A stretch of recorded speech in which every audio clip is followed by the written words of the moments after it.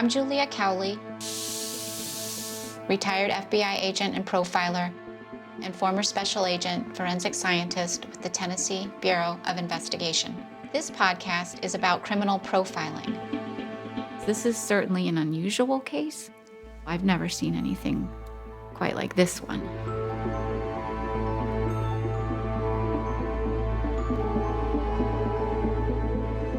With many serial killers, it's the killing part that they enjoy. And once they've killed the person, they're done. Not Mark Twitchell. Action. Mark Twitchell was an aspiring filmmaker.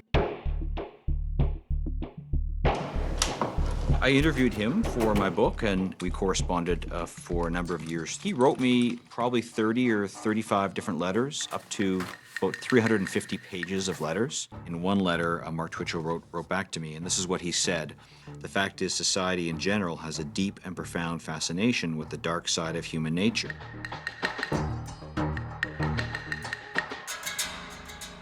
I do think Mark Twitchell was using the filmmaking as an outlet to live out his fantasies, and it ultimately wasn't enough for him. And that's why his fantasies crossed into reality.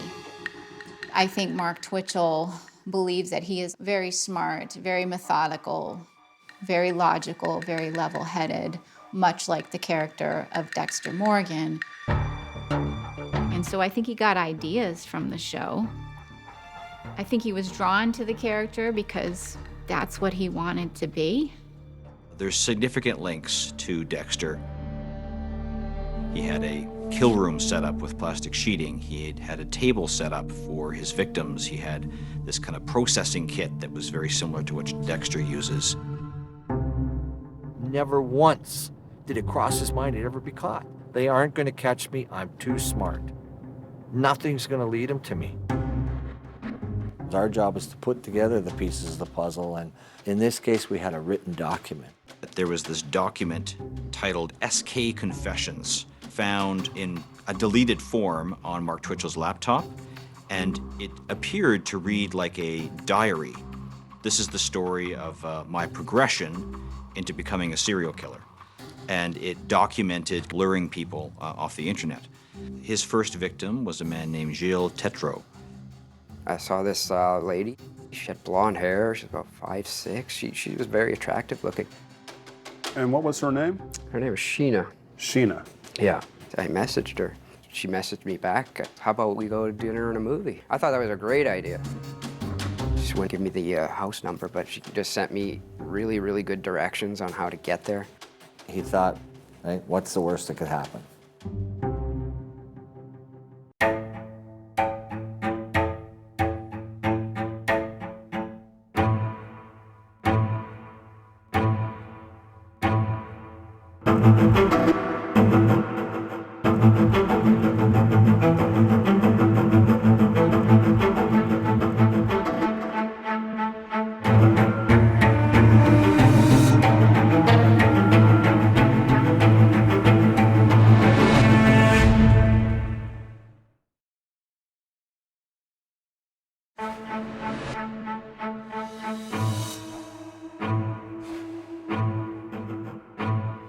It would appear that I'm unique in the world.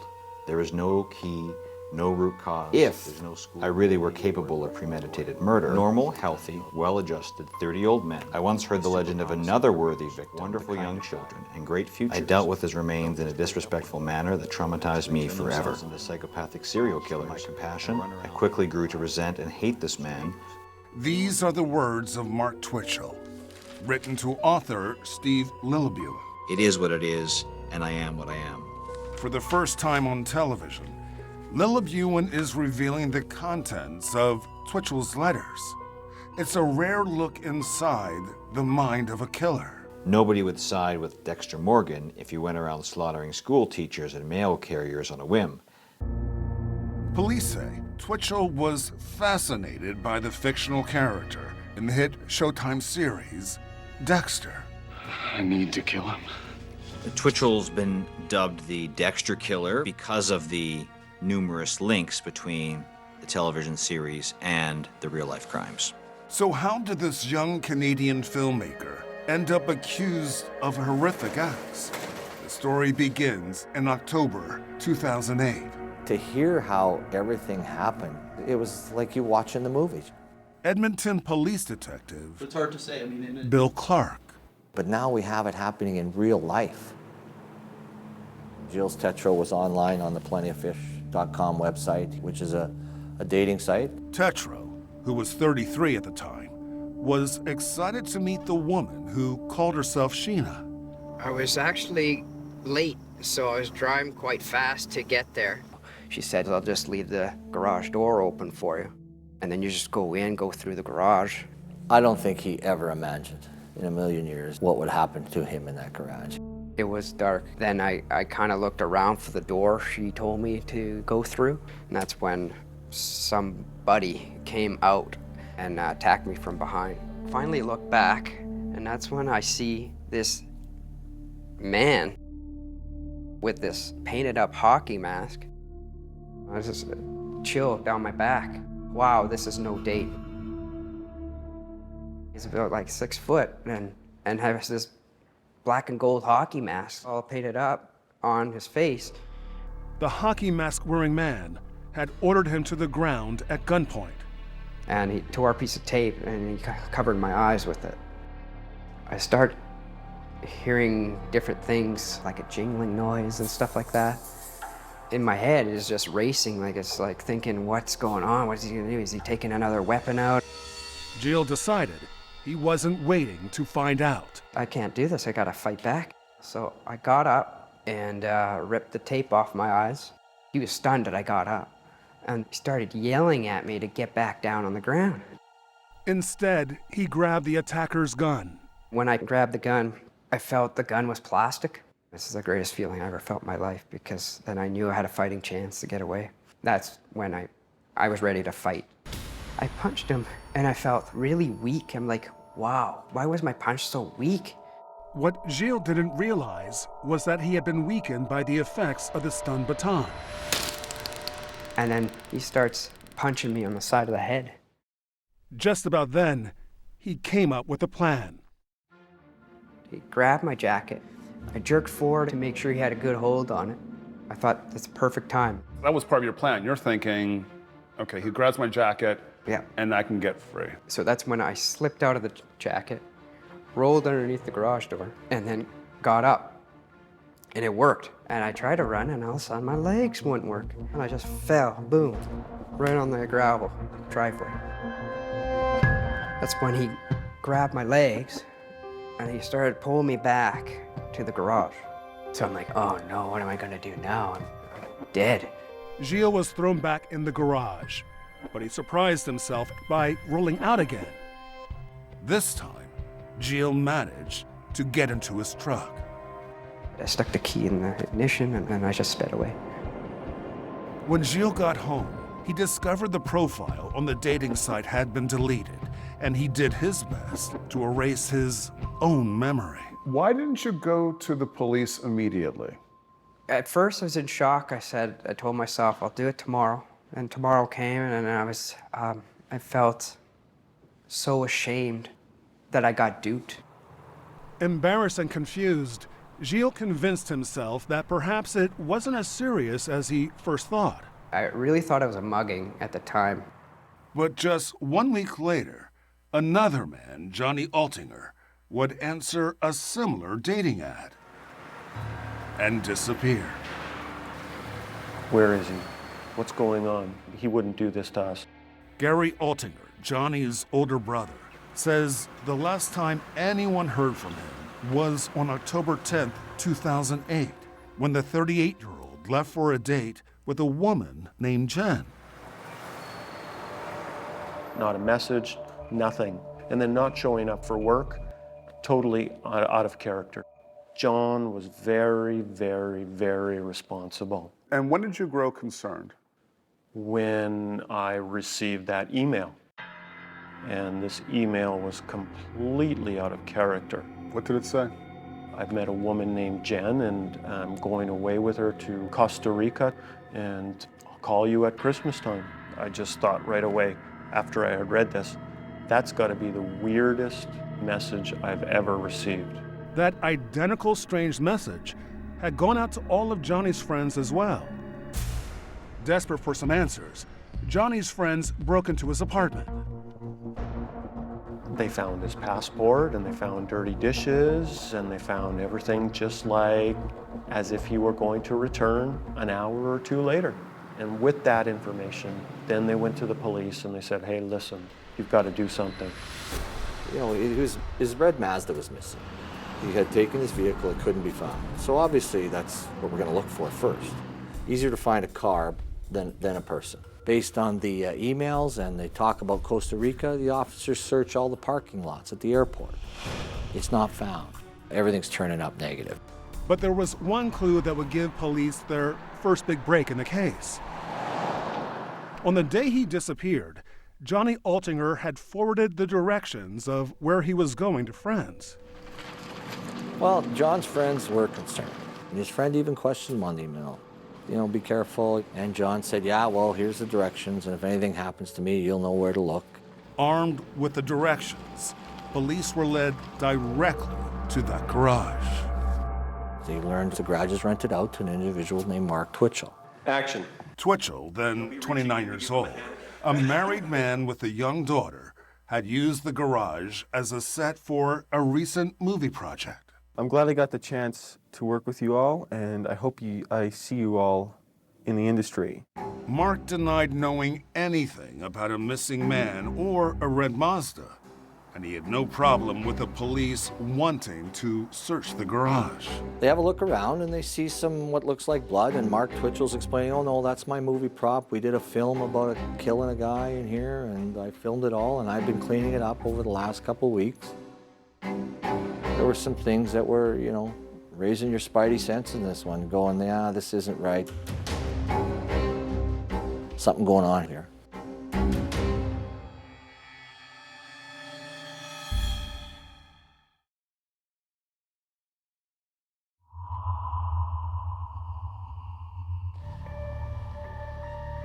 For detectives in the Edmonton Police Department, the disappearance of Johnny Altinger was a mystery in more ways than one.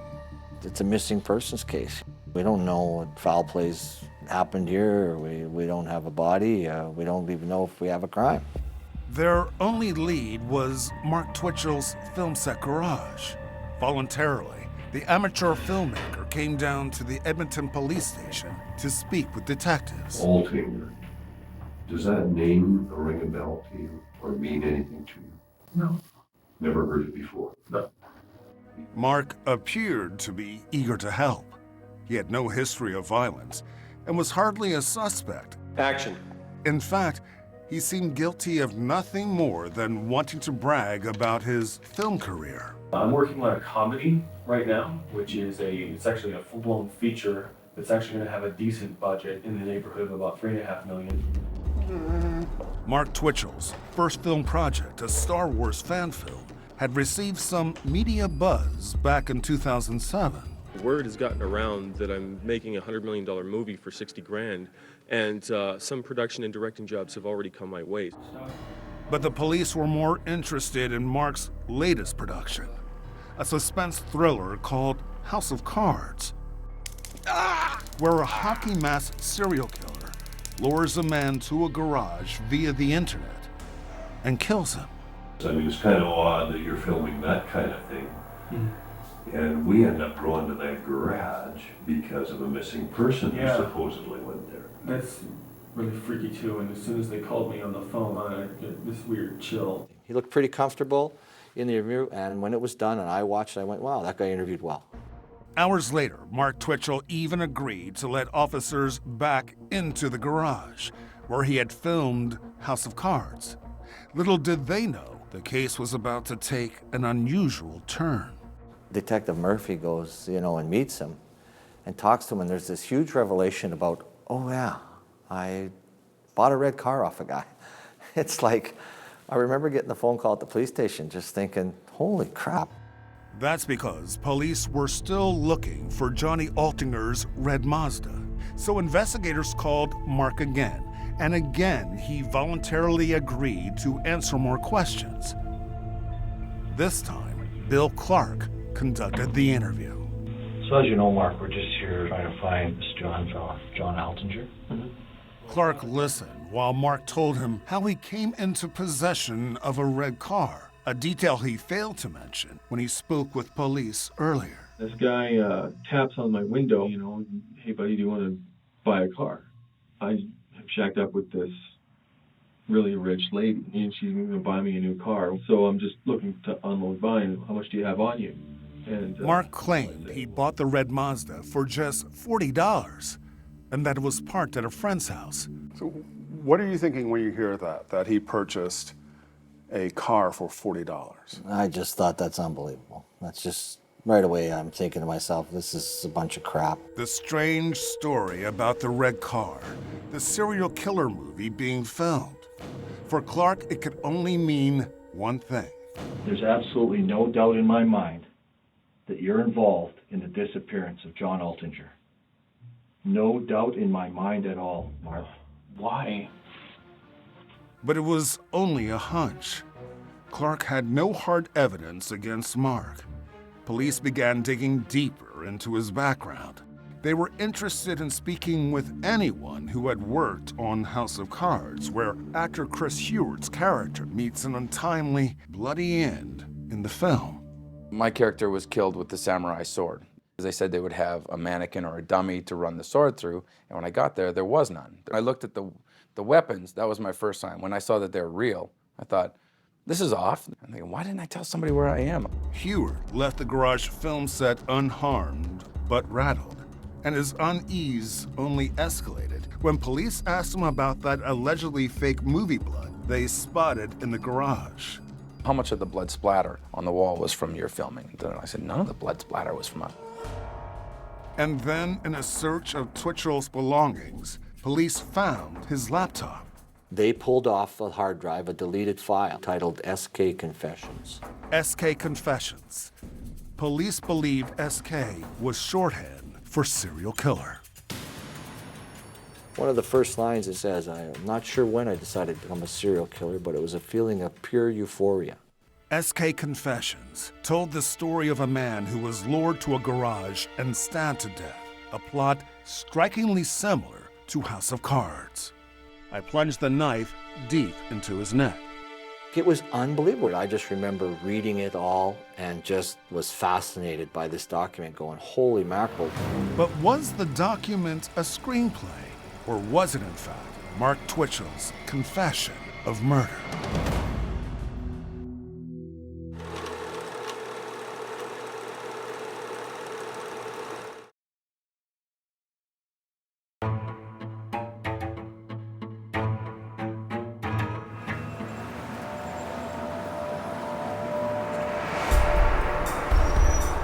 It just doesn't make sense.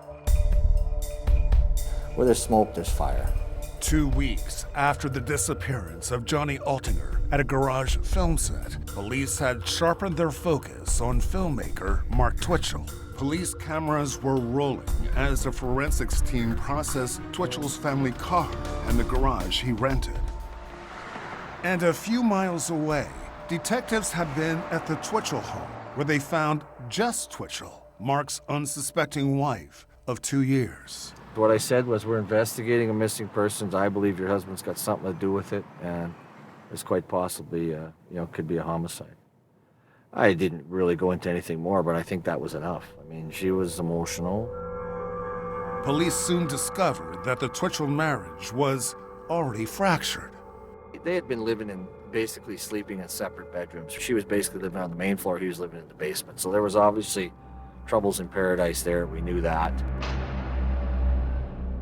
Twitchell had been having an affair with an old girlfriend and lying to his wife about having a job. He found out that he was telling his wife he was going to work every day, he had no job. He was getting his friends to invest in his alleged movie-making business with his Hollywood connections, and basically Mark Twitchell was living off their money. Interestingly, the document police had found in Twitchell's laptop, titled SK Confessions, also referenced a crumbling marriage and secrets. It read, and went through great lengths to bring my wife over to the comfortable belief I wasn't cheating on her. It was basically almost like a movie script. But what was real And what was fiction? The closer police looked, the more the lines blurred. Police discovered Twitchell spent countless hours making elaborate Halloween costumes. It's almost like at times Mark Twitchell lives in a fantasy world. But it was Twitchell's Facebook page, comparing himself to TV's fictional serial killer Dexter Morgan, that really raised eyebrows.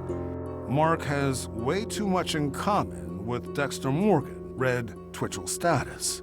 He talked a lot about how he loved the show Dexter. I need to kill him. Twitchell even posed as Dexter Morgan on Facebook. We all have a dark side, some darker than others.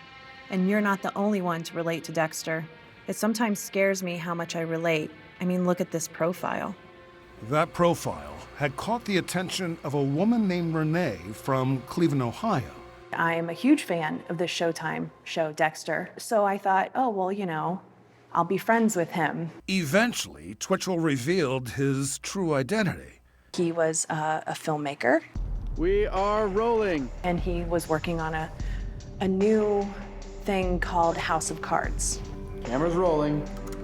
Renee was intrigued. After all, she was an aspiring writer, and her friendship with a movie maker could open doors. I thought it was going to be like a working relationship, a working friendship. You know, we had a lot in common. So, I mean, you spoke to him a couple of times a day online? A couple of times a day. Was it flirtatious? Oh, yeah, absolutely. Their email exchanges soon became dark. It was shortly before Johnny Altinger disappeared. We talked about, you know, serial killers and, you know, the psychology behind a serial killer. At the time, Renee was upset with her ex-husband's new wife. And I wanted her dead at the time, but I said I couldn't do it. And hypothetically, how would you get away with it? How do you get away with it? He said, you cut her up in little pieces, you put her in trash bags like Dexter, and since I was close to the lake, you rent a boat and dump her out in the middle of Lake Erie. But then, she began to wonder. He said over the weekend he did something and he liked it. I crossed the line and I did something and I liked it. And what did you take that to mean? That he killed somebody. What other line is there to cross? Something inside my head just gave me red flags and said, he did it. And her suspicions kept growing with another email he sent. There's an enormous missing person, possible homicide investigation, going on centralized around a location I've been renting for film work. So of course the police have tossed my house and impounded my car. Not fun considering they won't find anything. But Twitchell had underestimated the police. He thought he was way smarter than the police. One of the biggest mistakes I think that he made was he had no idea how we do our job. And that was a huge advantage to us. Adding to their circumstantial case, Twitchell possessing Altinger's car, the SK Confessions document, and his Dexter obsession, investigators finally had hard evidence. They found Altinger's blood in Twitchell's trunk. When we got the word that the DNA matched, we briefed our tactical team, our arrest team, and we had officers ready to make the arrest. On Halloween morning, 2008, while Twitchell was putting the finishing touches on his Halloween costume at his parents' home, police were busy laying a trap. We got an undercover operator to work the internet and pretend he was an investor. He was lured out on the promise to meet this guy at this coffee shop, and when he got about 3 blocks from his house, the tactical team swooped in on him and took him down. Tough guy Mark Twitchell peed his pants. He was so scared, and it was a little taste of his own medicine, I guess. Back at the station, Detective Clark and Twitchell came face to face in the interrogation room once again. As I told you that night, I knew that you were involved in the disappearance at that time of Johnny Altinger. That's changed slightly. I now know that you killed John Altinger. 3 weeks after Altinger's disappearance, police charged Twitchell with first-degree murder. The once talkative movie director barely uttered a line. You didn't get much of a reaction, did you? No, he's, well, he knows not to say anything. Talking to his lawyers, he's not going to admit to anything. He didn't have to.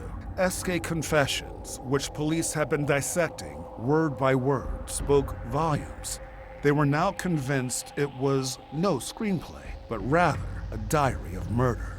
One passage about a knife read, "I thrust it into his gut." His reaction was pure Hollywood. We do believe as investigators that the account written by Mark Twitchell in that SK Confessions is exactly what he did to John Altinger.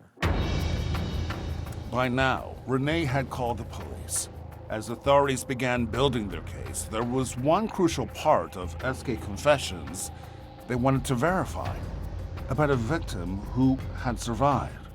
It was just a huge piece of evidence because not only would it verify what was written in SK Confessions, it would also have a living witness. So it was paramount that we find this person.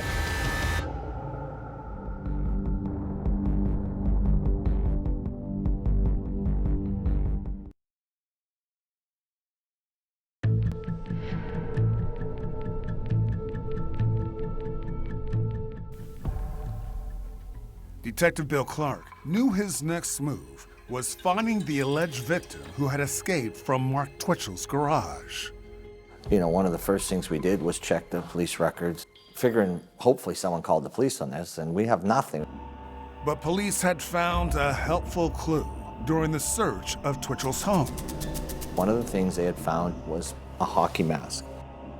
The SK Confessions talked about how Mark Twitchell had worn this mask when he attacked both victims, but we figured it was something the first victim would key on. Police soon took to the airwaves. We have some details on this male victim who was attacked, and we would like him to come forward.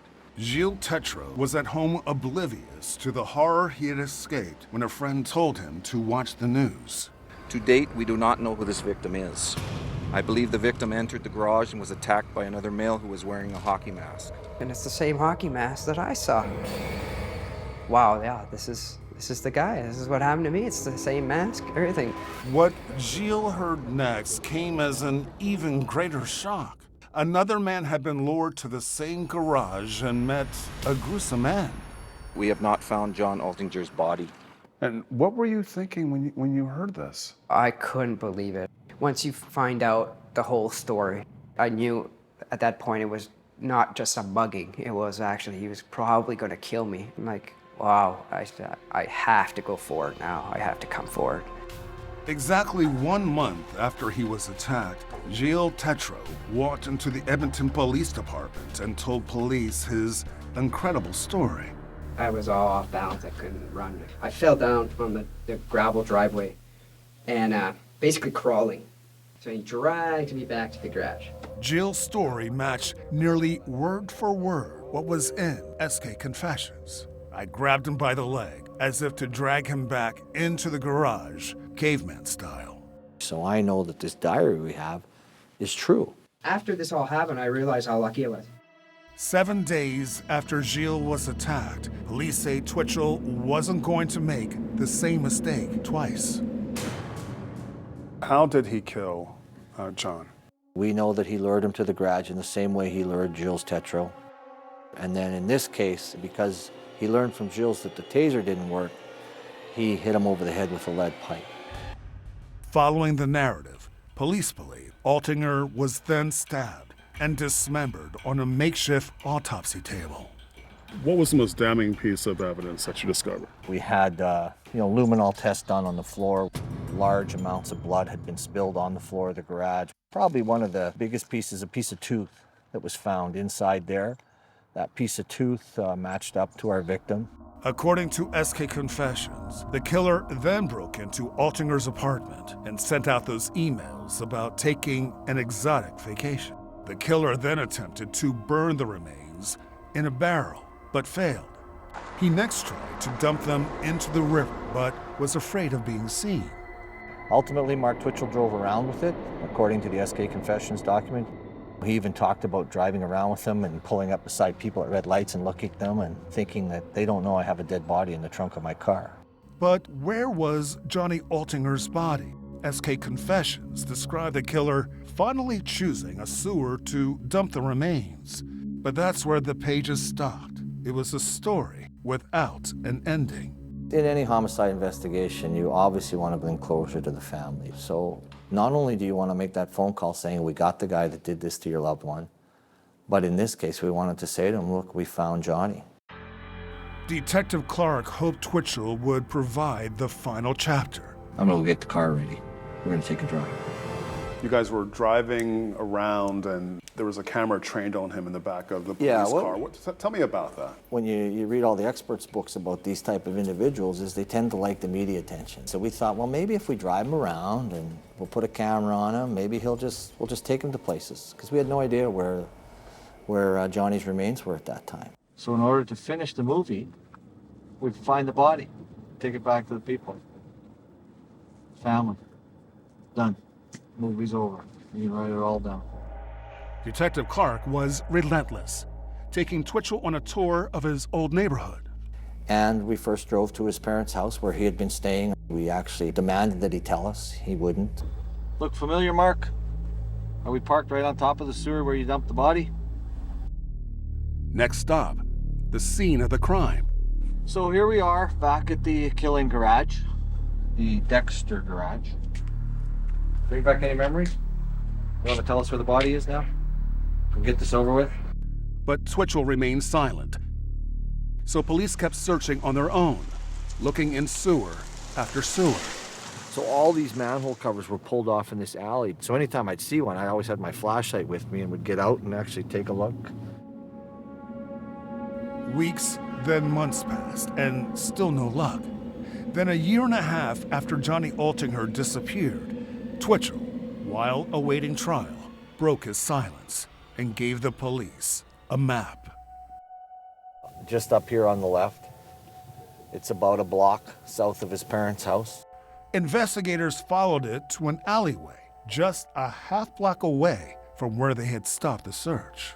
And he had marked an X. X marks the spot. It took us right to this sewer cover here. We could see what looked like pieces of human torso down there.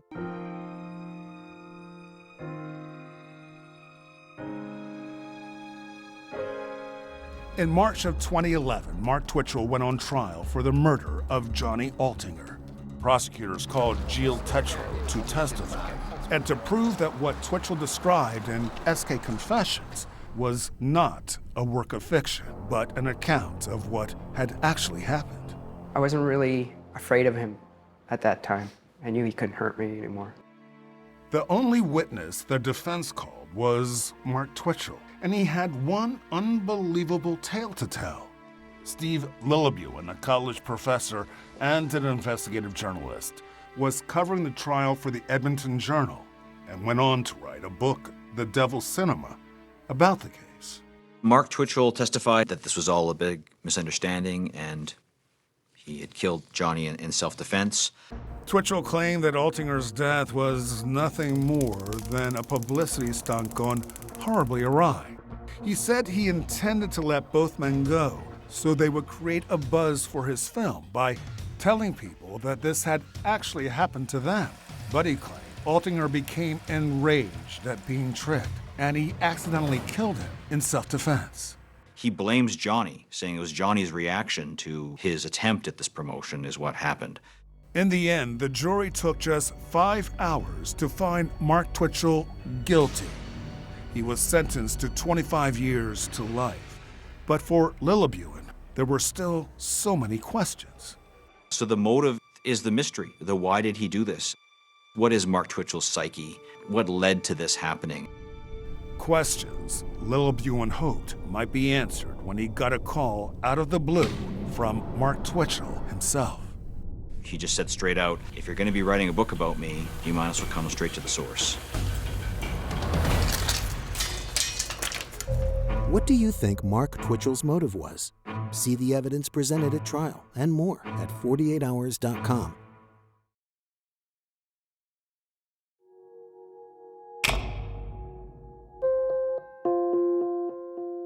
The first time I met him, he actually had me laughing.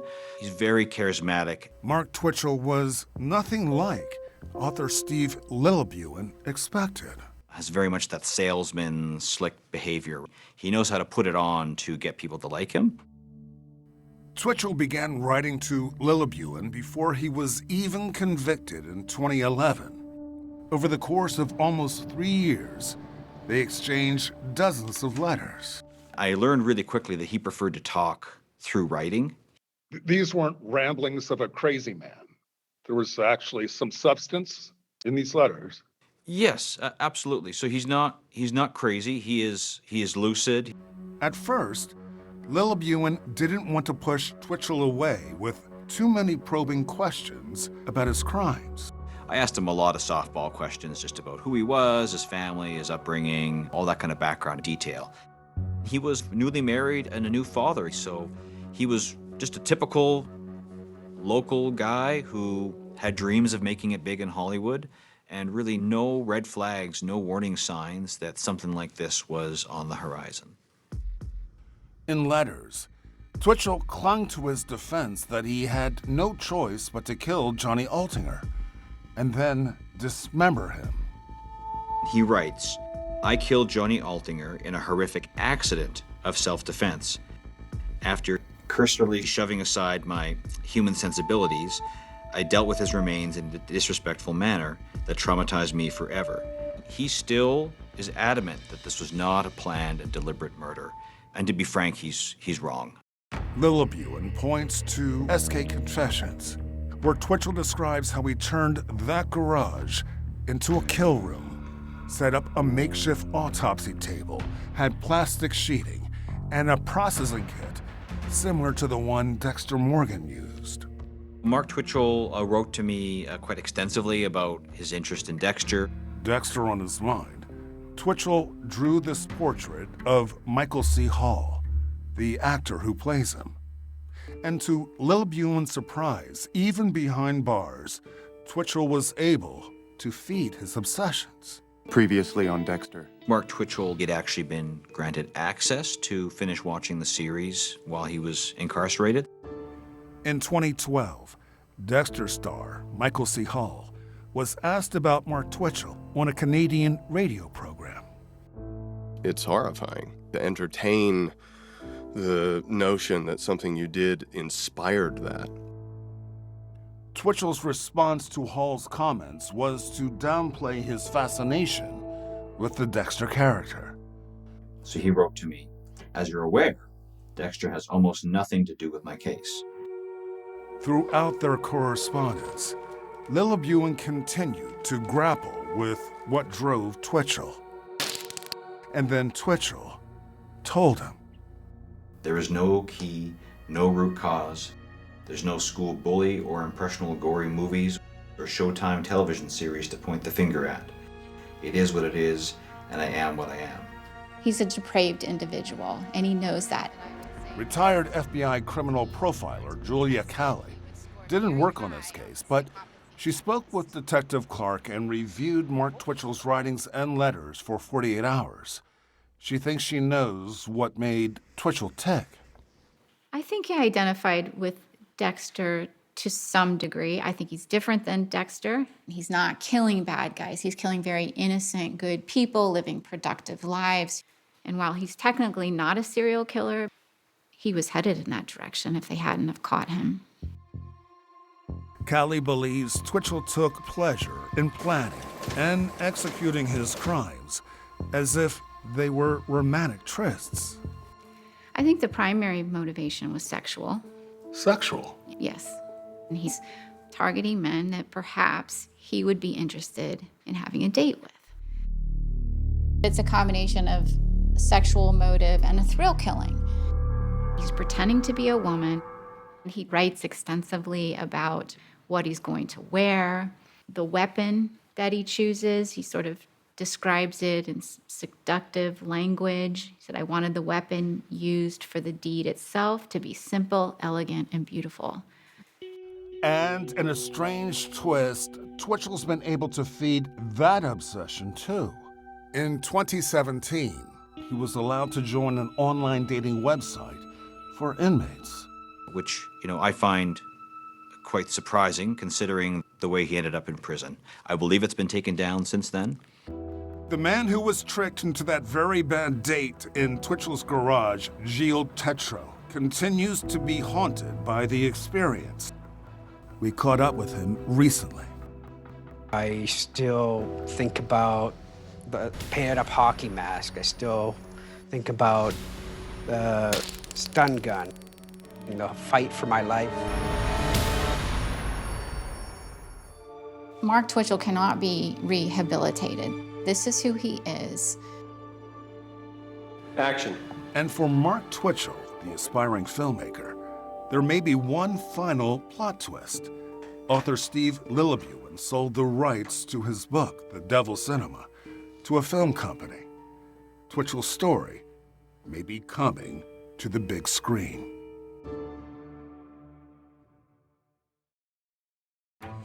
A son with secrets. He just lied to everybody. His parents vanish. You know, cars go off the road. Things happen. What happened to the Haldersons? Not making any sense. And it's taking weirder and weirder turns. Nobody saw this coming. 48 Hours Crime Time double feature continues next on CBS.